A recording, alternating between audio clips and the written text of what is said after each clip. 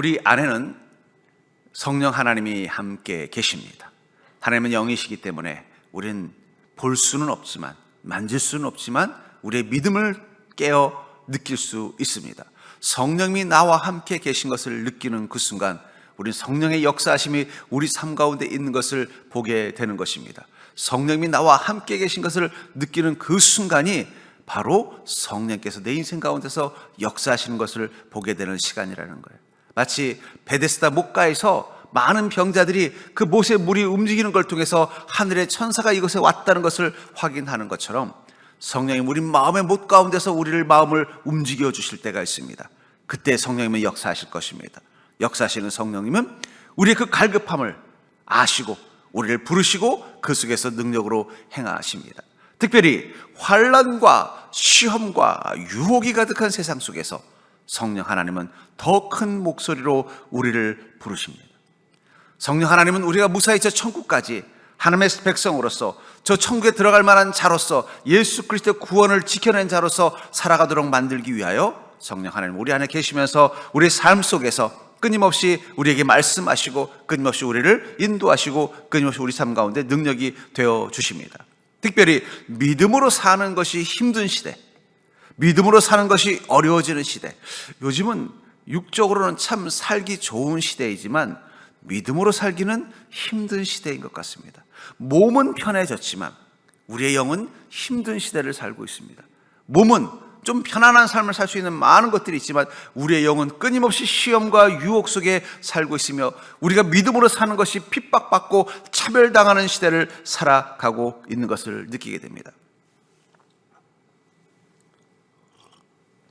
제가 처음 미국을 가게 됐었어요. 그래서 미국의 한 지역에 대학교를 유학을 위해서 탐방을 하고 있는데 우연히 식당에서 어떤 백인인 우리를 보더니 갑자기 반가운 표정을 하면서 Are you Japanese? 그러는 거예요. 그래서 No, Korean. 그랬더니 그 표정이 처음에는 반갑게 마치 내가 일본 사람이라고 생각했는지 되게 반가워하는 표정을 줬더니 코리안 그러니까 갑자기 표정이 싹 바뀌더니 저를 쌩까고 가버리더라고요. 기분이 확 나쁜 거예요. 그때만 해도 우리 한국에 대한 이미지가 그렇게까지 지금 같지 않아요. 지금 같으면 코리안 그랬을 텐지만 그때는 일본 사람, 동양인들을 하면 일본 사람은 최고로 생각하고 한국 사람은 좀 낮게 보던 시절이었어요. 기분이 너무 나빴어요. 근데 제가 요즘 그런 느낌을 세상에서 봤습니다. 예수 믿으세요? 그럼 갑자기 표정이 싹 바뀌는 사람들을 볼 때마다 이게 지금 어떻게 된 걸까? 저 이방 땅에서 내가 한국인이라고 내 눈앞에서 대놓고 무시하던 그 사람의 그 표정을 저는 이 땅 가운데서 내가 예수 믿습니다, 내가 교회 다닙니다, 내가 목사입니다 할 때 그 표정에서 볼 때 지금 우리가 얼마나 이 기독교인으로 사는 것이 힘든 시절을 살고 있는 것이구나 라는 걸 깨달을 때가 있다는 것입니다. 그런 곳에서 성령님은 우리가 믿음의 능력으로 살아갈 수 있도록 힘이 되어 주십니다. 믿음으로 사는 것이 힘겨워지는 상황일수록 그러나 믿음의 능력이 그 상황을 이겨내게 해준다는 거예요. 그렇기 때문에 우리는 더욱더 믿음으로 살기 위해서 우리 삶 가운데 나아갈 때 성령님 우리에게 이렇게 말씀하실 것입니다. 믿음으로 승리하라. 오늘 본문 7절에 있는 귀 있는 자는 성령이 교회들에게 하시는 말씀을 들을지어다. 이기는 그에게는 내가 하나님의 낙원에 있는 생명나무 열매를 주어 먹게 하리라. 저는 이 문장을 묵상하면서 장면이 하나 떠올랐어요. 마치 뭐와 같을까요? 마치 로키라는 영화. 로키라는 영화를 알면 나이 먹었다는 증거입니다. 로키라는 영화에 보면 이 주인공 로키가 적 권투 선수와 싸울 때 바깥에 그 코치가 어떻게 돼요? 목을 놓아버려서 힘을 내라고 외치지 않습니까? 로키가 여러 번 쓰러짐에도 다시 일어나고 다시 일어나면서 어떻게 돼요? 끝까지 포기하지 않도록 그 링 바깥에 있는 그 코치는 계속 로키를 응원하는 것입니다. 성령님이 그런 마음이신 것 같아요.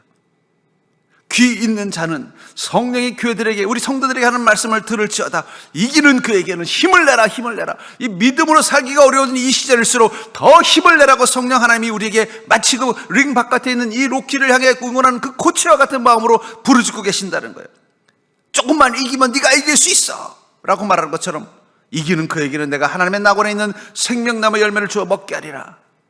선수를 위해 목 놓아 부르짖는 코치처럼 성령님은 우리 안에서 말씀하고 계십니다.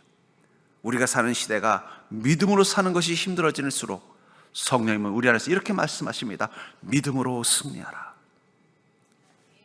성령께서 지금 말씀해 주시는 이 환난과 핍박의 때 더욱 믿음으로 살아야 될 이유가 무엇인가를 오늘 본문과 또 이어서 세 가지 말씀을 통해서 바로 이기는 자, 이 세상의 죄와 그 유혹 가운데서 이기는 자에게 주시는 하나님의 특별한 선물, 그것을 통해서 우리가 믿음으로 살아야 될 이유, 그 세 가지를 여러분들이 깨닫는 자가 되기를 주의 이름으로 축복합니다. 세상은 점점 우리가 믿음으로 살아가는 것이 힘들어지는 시대를 살아가고 있는 곳에서 성령 하나님은 우리가 더욱더 믿음으로 살라고 말씀하시면서 그 살아야 되는 이유를 세 가지로 말씀하고 있다는 것입니다. 첫 번째는요, 믿음으로 살아서 이기면 생명나무 열매를 먹게 하신다라고 말씀하고 있다는 거예요. 본문의 5절부터 7절을 다시 보시면, 그러므로 어디서 떨어졌는지를 생각하고 회개하여 처음 행위를 가지라. 만일 그리하지 아니하고 회개하지 아니하면 내가 내게 가서 내 촛대를 그 자리에서 옮기리라. 오직 내게 이것이 있으니 내가 니골라 당의 행위를 미워하는도다. 나도 이것을 미워하노라. 귀 있는 자는 성령이 교회들에게 하시는 말씀을 들을지어다. 이는 그에게는 내가 하나님의 낙원에 있는 생명나무 열매를 주어 먹게 하리라. 이 계시록은 이 핍박과 환난 가운데 있던 이 당시 때 이 교회와 성도들을 향하여 하나님께서 사도 요한을 통해서 말씀하신 것입니다. 그러면서 뭐라고 말씀하시냐면, 이 환난과 싸워 이기라고 말씀하시면서 이기는 자에게는 무엇을 준다고 말씀하고 있어요? 하나님의 낙원에 있는 생명나무 열매를 준다는 거예요. 낙원은 천국을 말하는 것입니다. 천국은 또한 영생의 땅을 의미하는 것입니다. 생명나무 열매가 있기 때문에 영생의 땅을 의미하는 거예요. 그런데 이 생명나무 열매는 원래 어디 있었는지 아세요? 에덴 동산에 있었습니다. 그때는 인간이 먹지 못하도록 하나님이 막으셨어요. 근데 오늘 본문에는요, 먹도록 하시기 위해서 성령 하나님이 친히 오셔서 어떻게 해요? 믿음으로 싸워 이기면 내가 이 생명나무 열매를 먹도록 해주겠다고 말씀하고 있다는 것입니다. 왜 그러면은 이 아담과 하와 때는 먹도록 먹는 것을 막으신 이유가 뭘까요? 창세기 3장 22절부터 24절에 보니까 여호와의 하나님이 이르시되, 보라, 이 사람이 선악을 아는 일에 우리 중 하나같이 되었으니 그가 그의 손을 들어 생명나무 열매도 따먹고 영생할까 하노라 하시고, 여호와 하나님이 에덴 동산에서 그를 내보내어 그의 근원이 된 땅을 갈게 하시니라. 이같이 하나님이 그 사람을 쫓아내시고 에덴 동산 동쪽에 그룹과 두루 도는 불칼을 두어 생명나무의 길을 지키게 하시니라. 아담과 하와가 에덴 동산에서 쫓겨난 이유는 무엇입니까? 하나님 앞에 불순종해서 그런 것도 있지만, 하나님 먹지 말라는 선악과를 먹어서 그런 것도 있지만, 더 큰 이유는 그들이 무엇을 먹을까 봐 걱정한다는 거예요? 생명나무 열매를 먹을까 봐 걱정한다는 거예요. 왜 생명나무 열매를 먹을까 걱정할까요? 이미 죄로 타락된 그들이 생명나무 열매를 먹으면 어떻게 될까요? 그러면 악마가 되는 거예요. 저는 이 요즘 과학이 영생을 연구한다는 말을 들을 때마다 근심 걱정이 가득합니다. 여러분, 죄와 욕망이 가득한 죄인이 영원히 살면 뭐 할 것 같아요? 악마가 되는 거예요. 악마가 되는 거. 이렇게 짧게 살아도 그렇게 죄 짓고 사는데, 이렇게 짧은 인생을 살아도 그렇게 흉악한 짓들을 많이 하고 사는데, 그 사람들을 영원히 살게 한다고 해보십시오. 그럼 세상이 악마의 세상, 지옥이 되는 거예요. 하나님께서 우리에게 선악과를 먹지 못하도록, 생명의 나무를 먹지 못하도록 막는 것은 우리가 이미 죄로 인하여 타락한 존재이기 때문에. 그런데 이제는 어떻게 말하고 생명나무를 먹게 한다고 말씀하고 있습니다. 그 이유가 뭘까요? 계시록 22장 1절부터 4절에 보니까, 또 그가 수정같이 맑은 생명수의 강을 내게 보이니 하나님과 및 어린 양의 보좌로부터 나와서 길 가운데 흐르더라. 강 좌우에 생명나무가 있어 12가지 열매를 맺되 달마다 그 열매를 맺고 그 나무 열 잎사귀들은 만국을 치료하기 위하여 있더라. 다시 저주가 없으며 하나님은 그의 양의 보좌가 그 가운데 있으니 그의 종들이 그를 섬기며 그의 얼굴을 볼 터이요 그 이름도 그들의 이마에 있으리라. 이 생명나무 열매가 있는 그 낙원의 모습을 뭐라고 말하고 있어요? 강물이 흐르고 있고, 그 열매들은 어떻게 된다는 거예요? 달고, 그 열매를 먹으면 만국, 모든 사람들이 그 죄와 사망으로부터 치유받는 자가 된다는 거예요. 다시는 이 죽음이라는 저주가 없는 인생이 된다고 말하고 있습니다. 근데 그것을 먹을 수 있도록 해주시는 가장 근원은 뭐예요? 그 어린 양의 보좌가 그 가운데 있으니 예수 그리스도를 통해서 우리의 죄가 해결됐기 때문이라는 거예요. 우리 안에 죄가 해결되지 않고 생명나무 열매를 먹으면 어떻게 된다고요? 악마가 되는 거예요.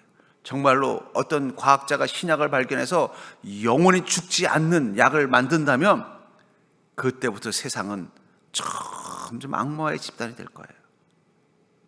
중요한 건 우리 안의 죄, 이것이 해결된 다음에 생명나무 열매를 먹어야 그게 어떻게 되는 거예요? 그게 하나님이 원하시는 천국과 낙원을 만들 수 있는 거예요. 하나님은 그것을 아시기 때문에 어떻게 한 것입니까? 예수 그리스도를 통해서 우리의 죄를 대속하게 하셔서 우리 안에 죄를 없애주신 다음에 생명나무 열매를 먹게 하려고 하시는 것입니다. 그래서 아까 읽은 계시록 5장 2장 5절에 보니까 그러므로 어디서 떨어졌는지를 생각하고 회개하여 처음 행위를 가지라. 만일 그리하지 아니하고 회개하지 아니하면 내가 네게서 내 촛대를 그 자리에서 옮기리라. 왜 회개가 필요해요? 회개는 우리의 죄를 우리 안에서 제거하는 작업입니다.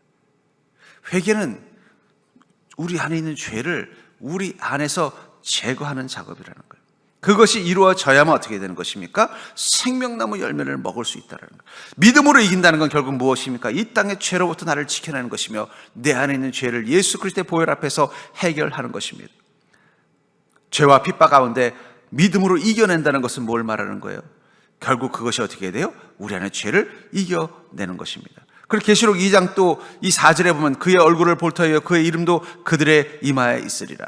예수 그리스도를 통하여 죄가 해결된 자들은 점점 그 생명나무를 먹을 수 있는 존재가 되는데 그때 그들의 이마에 예수님의 이름이 표시되어 있다는 거예요. 여러분, 우리가 믿음으로 죄와 싸워 이기면 이길수록 우리 영혼의 이마에 예수님의 이름이 선명하게 새겨지는 거예요.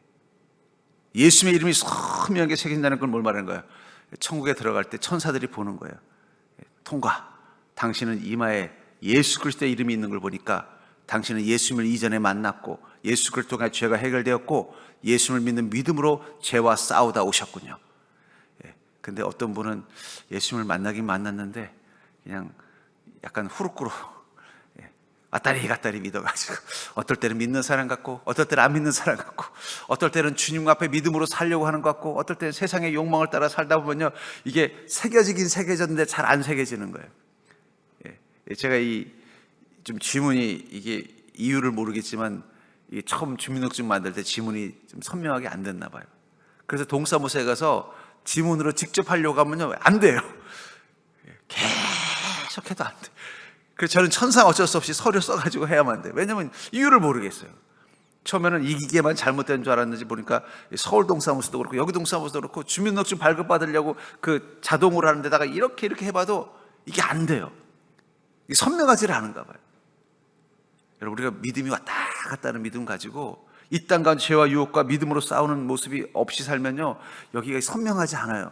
그러니까 천사들이 잠깐만 뭐가 있긴 있는데 이게 예수님 이름인지 잘 모르겠다 이러면요 여러분 천국에 못 들어가고 계속 입구에서 대기해야 될지도 몰라요. 그러나 우리가 이 땅 가운데 믿음으로 죄와 유혹과 싸우는 삶을 하루하루 살아나갈 때 성령께서 우리 안에 주는 음성으로 너는 믿음으로 싸워 이겨라. 그 음성 앞에 순종하면 순종할수록 우리의 영혼의 이마에 예수님이라고 선명하게 새겨진다. 그럼 천국에서 천사가 보자마자 어떻게 해요? 당신은 생명나무 열매를 먹을 자격이 있으니까 통과. 근데 이 땅에서 믿음이 없이 살다가 혹은 평생 죄만 짓고 살다가 인생의 말년에 어떻게 부끄러운 구원 받으면요 급하게 써진 이름이라 이게 잘 보이지 않아서 이게 예수님의 이름인지 아닌지 정밀 감식을 해봐야 된다고 해서 아마 천국 입구에서 좀 애를 좀 먹을지도 몰라요. 여러분, 죄를 구원하시는 예수 그리스도의 은혜가 경험되어져서 그 마음의 이마에 예수님의 사인이 있는 자만이 생명나무 열매를 먹을 수 있습니다. 우리가 믿음으로 산다는 건 우리 마음의 이마에 예수님이라는 글자를 선명하게 새겨나가는 거예요. 하루하루 믿음으로 살 때마다 우리 마음에는요 이 사람은 예수님을 통하여 구원받은 자입니다. 이 사람은 예수를 믿는 믿음을 따라 산 인생입니다. 그게 마치 그 비석을 여러 번 반복해서 그 글자를 새긴 것처럼 선명하게 새겨진 거예요. 그러니까 여러분 하루하루 믿음으로 죄와 유혹과 싸워 이길 때마다 마음속으로 이렇게 고백하길 원합니다. 절 따라 해볼까요? 내 마음에 예수님의 이름이 더 선명하게 새겨졌구나. 여러분 천국 가는데 부담이 없다는 거예요. 두 번째로 환난과 핍박의 때 더욱 믿음으로 살아야 되는 이유는 믿음으로 이기면 둘째 사망의 해를 받지 않는다고 말하고 있습니다. 우리가 이 땅의 죄와 유혹을 믿음으로 이겨내면은 둘째 사망의 해를 받지 않는다고 말하고 있다는 거예요. 10절부터 11절을 보시면은 너는 장차 받을 고난을 두려워하지 말라. 볼지어다 마귀가 장차 너희 가운데서 몇 사람을 옥에 던져 시험을 받게 하리니 너희가 10일 동안 환난을 받으리라. 내가 죽도록 충성하라. 그리하면 내가 생명의 관을 내게 주리라. 귀 있는 자는 성령이 교회들에게 하시는 말씀을 들을지어다. 이기는 자는 둘째 사망의 해를 받지 아니하리라. 성령님께서 또 두 번째로 뭐라고 말씀하세요? 믿음으로 이겨. 그러면 어떻게 된다고 말하고 있어요? 둘째 사망의 해를 받지 않는다는 거예요. 여러분, 우리가 믿음으로 이 땅 가운데 살아가는 그것이 우리에게 주는 두 번째 축복은 둘째 사망의 해를 받지 않는다는 것입니다. 여기 보면 10일 동안의 환난, 우리가 믿음의 여정을 살아가는 시간을 이 10일이라는 단어 속에 표현하고 있습니다. 그동안 우리는 환난 받고, 여러분 예수를 만나도 예수님과 함께 동행해도 성령님이 우리 인생 가운데 함께해도 환난은 있는 것입니다. 예수 믿는 사람은 환난이 없을 것 같아요? 아닙니다. 환난이 있습니다. 그러나 중요한 건 그 환난 가운데서 어떻게 하는 거예요? 믿음으로 이겨내면요, 생명이건, 다시 말해서 우리가 이 영생의 삶을 살 수 있도록 놀라운 생명의 관이 주어진다는 것입니다. 그리고 그것을 위해서 죽도록 충성하라. 믿음을 지키며 날아가는 것, 사랑하는 것을 바로 죽도록 충성하라는 단어 속에 있다는 것입니다. 그런 자는 둘째 사망의 해를 받지 않는다. 둘째 사망은 뭘까요? 이 첫 번째 사망이라는 것이 우리가 이 땅에서 첫 번째 죽는 것이라면, 둘째 사망은 바로 하나님의 심판대 앞에서 지옥의 정벌을 받는 것을 두 번째 사망이라고 말하는 거예요. 우리는 이 두 번째 사망이 아니라 바로 첫 번째 부활에 참여한 자를 사실을 기억하시기 바랍니다. 예수 그리스도를 믿는 그 순간 예수 그리스도와 함께 부활해서 영생의 삶을 사는 그 첫 번째 부활을 경험할 수 있는 인생이 됐을 때, 그런 인생을 계시록 20장 6절은 이렇게 말합니다. 그 첫째 부활에 참여하는 자들은 복이 있고 거룩하도다. 둘째 사망에 그들을 다스리는 권세가 없고, 예수 그리스도를 구주로 영접한 자들은 어떻다는 거예요? 심판이라는 둘째 사망, 지옥이라는 둘째 사망이 없고, 그 마귀가 다스리는 그 권세의 힘이 없기 때문에 도리어 그들이 하나님과 그리스도의 제사장이 되어 천년 동안 그리스도와 더불어 왕노릇하리라. 첫 번째 부활에 참여하는 그 시간은 단순히 죽어서 천국이 아니라 이 심판에 받는 이 둘째 사망에 있는 그 시간이 아니라 지금부터라는 거예요. 천년 동안이라는 것은 하나님이 다스리는 이 땅의 시간을 말하는 것입니다. 그리스도와 더불어 왕노릇한다는 건 무엇을 말하는 거예요? 우리가 예수 그리스도와 함께 이 땅을 다스리는 복된 인생을 살게 된다는 것입니다. 특별히 우리가 두 번째, 이 첫 번째 부활의 참여함을 통해서 둘째 사망이 아니라 천년 동안 왕노릇하는 이 영생의 시간들을 향해 나간다고 말하고 있다는 거예요. 그것을 위해서 지금 우리가 왜 여기서 살고 있는 거예요? 바로 그 부활의 신앙을 가지고 내가 주님과 함께 왕노릇하려면 오늘 내가 어떤 삶을 살아야 되는가를 보는 것입니다. 가끔 TV에 보면은요, 이 왕들의 기록을 보면은 이 나라를 세운 왕, 뭐 이성계 같은 또는 왕건 보면은요, 이 드라마 보면 옆에 충직한 부하들이 있습니다. 아직 왕이 된 사람이 아니에요. 막 난세, 이 혼란스러운 시대, 이 각자 이 자기들끼리 이 세력을 만들어서 국가를 세우려고 하는 건국의 꿈을 가진 자들이 모여서 이제 열심히 하는 거예요. 그래서 이 왕건을 따라다니는 사람 밑에도 충신들이 있고, 또 이성계를 따라다니는 사람 밑에도 충신들이 있어요. 그 사람들은요, 아직 왕이 되지 않은 이 사람을 따라다니다가 왕이 안 되면 어떻게 돼요? 그 사람들은 역적이 돼서 같이 비참한 죽음을 맞이할 수밖에 없는데도 그 왕이 되기를 자기가 따르는 그 왕건과 이성계를 위해서 목숨까지 아끼지 않고 모든 것을 다 바칩니다. 그 결과로 인해서 잘못되면은 뭐 진짜 앞으로 이성계가 왕이 될 걸 알고 사는 게 아니라 왕이 될 거라고 믿고 따르는 거예요. 또 왕건이 왕이 될 걸 알고 하는 게 아니라 왕건을 이야말로 이 고려의 왕이 되어야만 된다는 믿음 가지고 따르는 사람들이라는 거예요. 근데 왕이 되지 않거나 잘못되면 그 왕건과 이성계만이 따르는 자기들도 비참해질 걸 알면서도 어떻게 돼요?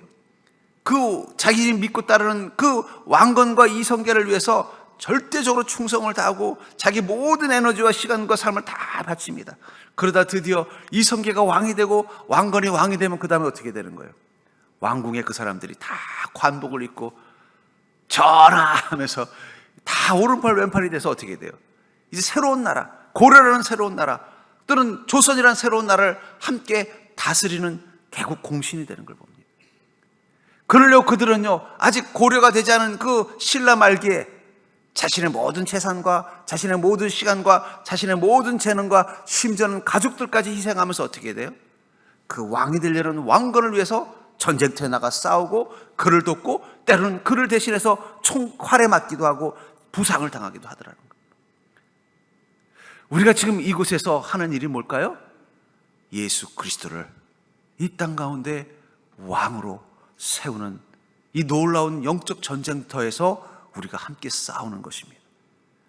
여러분 착각하지 마십시오. 물론 예수님은 십자가에서 부활하시고 승리하셨습니다. 그러나 그분이 완전히 이 땅 가운데 왕이 되려면 아직도 남은 마귀라는 잔당을 물리치는 이 일을 감당해야 돼요. 그것을 누구에게 주님 맡기신 거예요? 우리에게 맡기신 거예요. 우리는 날마다 왜 믿음으로 살아야 되는가? 우리가 믿음으로 살아간다는 것은 이 땅의 죄와 욕망을 이 하나님의 다스릴 땅에서부터 쫓아내는 시간들인 것입니다. 이 땅의 모든 이들이 예수 그리스도를 구주로 영접하는 그 시간이 바로 이 땅이 하나님이 완전히 다스리는, 이제는 예수 그리스도만이 참된 왕임을 선포하는 완전한 나라가 되는 거예요. 왕건이 처음부터 왕이 아니라 서로 네가 왕이다 내가 왕이다 싸우는 그 혼란스러운 곳에서 나중에 어떻게 돼요? 왕건 한 사람만 왕으로 남을 때 거기 고려라는 나라가 건국되는 거예요. 마찬가지라는 것입니다. 예수 그리스도가 이 땅의 왕이심을 우리가 선포했다면 그분과 함께 왕 노릇하기 위해서 지금 우리는 무엇을 하는 것입니까? 바로 이 땅을 하나님의 나라로 만들기 위해서 철저히 주님과 함께 믿음으로 살아가며 싸우는 삶을 사는 것입니다. 그런 순간 우리는 둘째 사망의 해, 심판과 멸망으로 끝나는 것이 아니라 바로 예수 그리스도와 함께 왕 노릇할 그날을 꿈꾸면서 오늘 주님을 위하여 목숨과 충성을 다하며 나가는 것입니다. 그러니까 여러분, 믿음으로 산다는 건 예수 그리스도를 위하여 목숨과 우리의 생명까지도 아끼지 않겠다는 결단을 하면서 이 악한 영적 전쟁터에서 어떻게 하는 것입니까? 믿음을 지키고 주님의 나라를 위해서 헌신하는 것입니다. 결국 믿음으로 살기 위해서 우리는 예수 그리스도의 제자로 이 땅 가운데서 살아가면서 점점 하나님과 함께 왕노릇하는 자로 성장해 나가는 것입니다. 거기 보면은 이 다윗도 마찬가지입니다만 다윗을 따르던 사람들 보면은요, 뭐 처음부터 막 그 어떤 나라를 다스릴 만한 장관급의 어떤 장군급의 큰 그릇들이 아니에요. 여러분, 유비를 따라다녔던 이 관우와 장비도 저 시골에, 관우는 정육점 사장이었고 관우는 시골의 학원 선생님이었어요. 유비는요, 농사 짓고 돗자리 만들던 그냥 집안이 그 왕족 집안 출신이라는 것밖에 없는. 근데 거기서 유비라는 사람이 한 나라의 황제가 되어 가지는 과정 가운데서 유비만 황제의 모습이 된 게 아니라 장비는 어떻게 돼요? 어디 정육점 사장이 아니라 특수부대를 이끌 수 있는 최고의 이 군인이 되는 것이고, 관우는 어떻습니까? 그냥 서당 선생님이 아니라 큰 나라를 할 수 있는 강렬한 힘을 가진 행정가 정치가가 되는 거예요. 같이 성장하는 것입니다. 우리가 예수 그리스도와 함께 왕노릇하는 자라면 한번 자신을 돌아보세요. 내가 왕노릇할 만한 준비가 되어져 있는가? 만약에 여러분들에게 어느 날 갑자기 대통령이 전화를 해서, 청와대에서 전화를 해서 이번에 한번 이 나라를 다스리는 장관 중에 한 명을 어떤 특별한 재능이나 있는 사람이 아니라 우리 투표로, 그러니까 이 무작위 추첨으로 우리 국민들 중에 한 명을 대표 장관으로 임명하려고 하는데 당신을 장관으로 임명했습니다 하고 부르면 여러분들, 야, 나에게 이런 영광이, 하지만 속으로 두렵지 않겠어요? 내가 그걸 감당할 능력이 없는데. 예?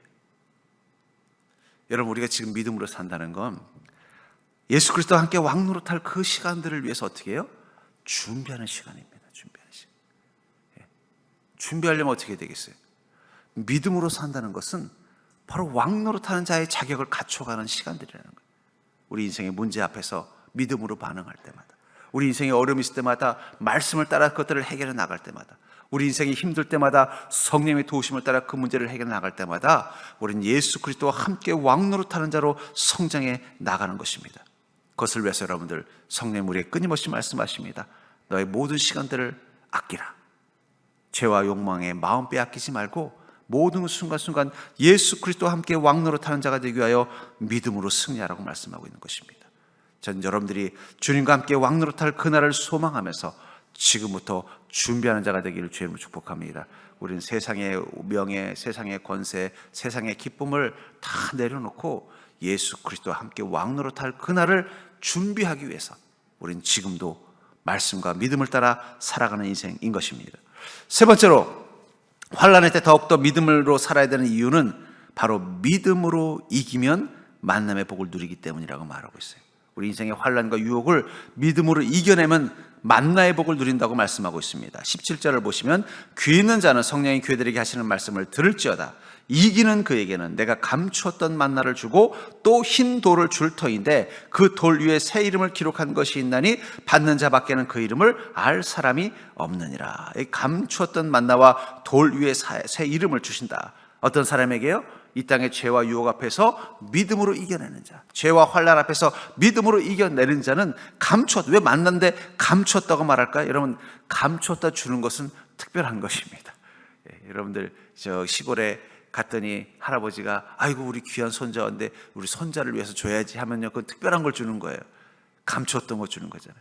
저도 이 설날 같은 때 우리 작은 아버지랑 삼촌들 오거나 고모들이 오면요, 저는 장자라고 큰 아들, 큰 조카라고 너 잠깐 이리 와봐 그래요.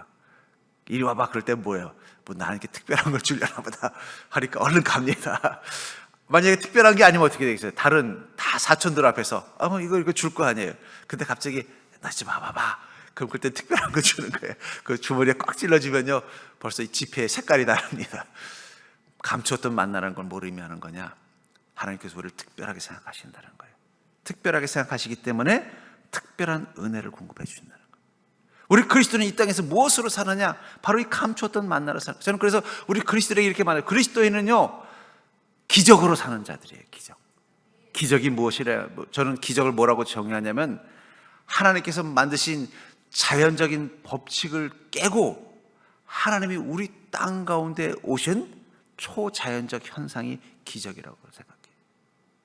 그러니까 자연적, 과학적인 법칙을 하나님 만들어 놓고도 우리를 위해서 그 법칙을 깨고 들어오시는 거예요. 모든 사람들은 다 죽어야 된다는 자연의 법칙을 만들어 놓고 하나님께서 나사로만은 살리고 싶어서 어떻게 한 거예요?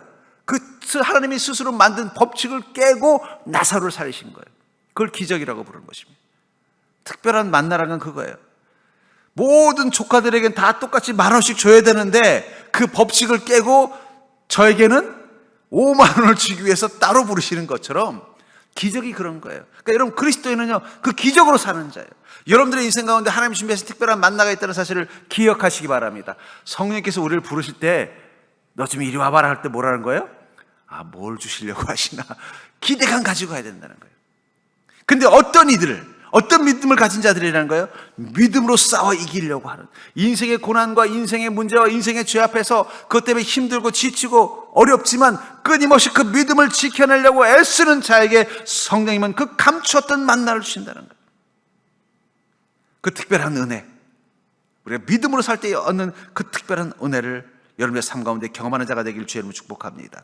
그래서 신명기 8장 3절에 보면 너를 낮추며 너를 줄이게 하시며 또 너도 알지 못하면 내 자손도 알지 못하던 만나를 내게 먹이신 것은 사람이 떡으로만 살 것이 아니요 여호와 입에서 나오는 모든 말씀으로 사는 줄을 내가 알게 하려 하심이다 하면서 주님께서 우리에게 만나를 주시는 이유를 뭐라고 말하고 있어요? 하나님의 말씀으로 무장되어 살게 하기 위해서요. 그 말씀을 따라 살아가는 믿음의 삶을 살게 하시기 위해서 하나님은요, 믿음으로만 살아도 된다는 것을 보여주시기 위해서라도 우리를 어떻게 하신다는 거예요? 특별한 만나를 주신다는 거예요.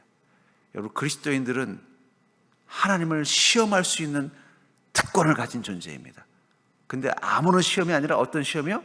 내가 믿음으로 살아도 잘 살 수 있는지, 이 약한 땅에서 믿음으로 살아도 잘 살 수 있는지를 증명하기 위해서 우리는 일부러 더 믿음으로 한번 살아볼 필요가 있어요. 이 세상이 지금 이렇게 돌아가는 거 보면 믿음 가지고 말씀대로 살면 바보가 되고 멍청이가 되고 잘못될 것 같이 보이죠? 그럴수록 한번 우리는 반대로 한번 역발상을 해보자고요. 그렇게 살면 정말 하나님의 특별한 만나가 임하는지 우리가 한번 하나님을 한번 실험해보자는 거예요. 근데 저는 실험해봤는데 다 실험을 100% 성공했어요. 한 번도 실패한 적이 없어요. 실패했으면 저도 흔들릴 텐데 실험하면 할수록, 도전하면 할수록 정말이네, 내가 믿음으로 살려고 하면 할수록 하나님의 특별한 만나가 내 삶 가운데 임하는 것을 보게 되는 거예요. 하나님의 은혜와 능력이 나를 지키고 있다는 것, 그리스도는 기적으로 사는 존재이구나 하는 것을 깨달을 때가 있어요. 그렇잖아요. 오히려 인생에 환란이 있거나 인생에 유혹이 있거나 인생에 문제가 있거나 인간의 힘과 능력으로 해결되지 않는 어려운 문제가 있을 때마다 제 마음 한구석에서는 난간함과 도시에 설렘이 있어요. 주님의 기적을 경험할 때이구나. 여러분, 왜 만나는 광야에만 내렸을까요? 이스라엘 민족이 40년간 광야에서 살아나려면 자연이 가지고 있는 것만 가지고는 안 되기 때문이에요. 왜 가나안 땅에 갔더니 만나가 똑 떨어졌어요? 가나안 땅에서는 자연이 주는 것 가지고도 먹고 살 수 있는 곳이었기 때문이에요. 만나는 여러분들이 이 땅의 것을 마음껏 즐기고 나서 별미가 필요할 때 주는 게 아니에요. 이 땅의 것으로는 기쁨이 되지 않을 때, 이 땅의 것으로는 만족이 되지 않을 때, 이 땅의 것으로는 해결되지 않는 삶을 살 때, 그때 만나가 임하는 거예요. 만나는 오직 광야에만 임하는 것입니다. 근데 그 만나는 단지 이 땅의 환란과 궁핍과 어려움이라는 광야에 있는 모든 이에게 다 주어지는 게 아니라 어떤 자에게 주어진다고요? 믿음으로 이기는 자에게, 그 문제 앞에 믿음으로 반응하는 자에게, 그 환란 가운데 말씀으로 무장되는 자에게, 인생의 크고 작은 모든 삶의 선택 가운데 믿음과 말씀을 따라 나가려고 하는 자에게 바로 이 감춰진 만나가 임한다는 것입니다. 이 감춰진 만나가 임하면서 동시에 또 무엇이 있다고 말하고 있어요? 돌 위에 새 이름. 그 이름은 무엇일까요? 바로 우리의 거듭난 이름입니다. 우리 죄된 이름이 아니라 구원받은 자의 이름. 저는 그래서 가끔씩 그걸 고민하고 있어요. 카톨릭에서는 세례명이라는 게 있잖아요. 베드로, 바울로. 우리도 그런 거 하나 만들면 어떨까? 근데 중요한 건 우리 안에 구원받은 자라는 이름이 있다는 거예요. 저 천국에서는 죄와 허물과 이 땅의 저주를 가득한 우리 이름으로 불리지 않을 것입니다. 저 천국에서는 예수 그리스도께서 지어진 이름, 마치 너는 더 이상 개발하지 말아라, 너는 베드로라, 이 반석 위에 내가 집을 지으리라, 교회를 세우리라. 주님이 지어주는 이름이 있다는 거예요.